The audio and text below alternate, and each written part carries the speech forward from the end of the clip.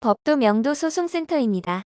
오늘은 상가 건물 임대차 보호법에서 규정한 임차인의 계약 갱신 요구 기간인 10년이 지난 시점에서 나중에 명도 소송을 하게 될 것 같은 상황에 있는 분들을 위한 내용입니다.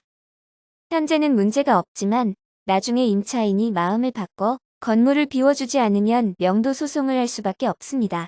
이런 상황에서 제소전화해를 잘 활용한다면 임대인과 임차인 모두 신뢰 속에서 시간을 보낼 수 있는데요.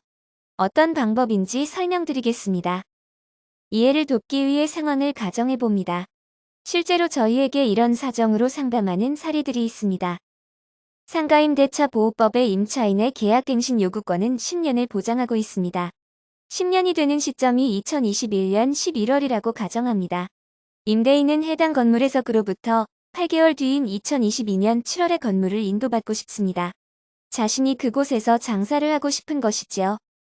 임대인은 2021년 11월에 재계약을 하지 않고 임차인을 내보내면 8개월간 건물이 공실이 되기 때문에 임대 수익이 없습니다. 때문에 8개월 정도는 임대료를 낮춰주어서 임대차 계약을 8개월만 유지하고 싶은 것입니다. 하지만 임대인은 이렇게 할 경우 8개월 후에 임차인의 마음이 바뀌어서 계속 권리를 주장할 것이 걱정됩니다. 위와 같은 상황에서는 제소전화해를 활용하는 것이 해답입니다. 보통 위와 같은 상황에서는 구두로만 약속을 하고 계약을 하는 경우들이 있습니다. 8개월 후에 임차인이 약속대로 건물을 인도해주면 문제가 없지만 약속이 지켜지지 않는 경우 임대인은 난처한 상황에 봉착합니다.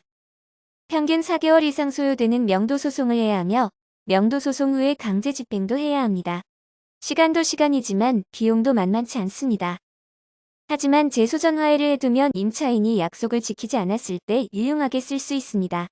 명도소송 판결문과 같은 강제 집행 효력이 제소전화해 조서에도 있기 때문입니다. 제소전화해 조서를 작성하여 성립시켜두면 임대인과 임차인 모두 성실히 약속을 이행할 수밖에 없습니다. 상호 간에 신뢰하며 8개월 시간을 보낼 수 있는 것입니다. 명도소송 및 제소전화해에 대해 궁금하신 분은 법도 블로그에 오시면 도움이 될 것입니다.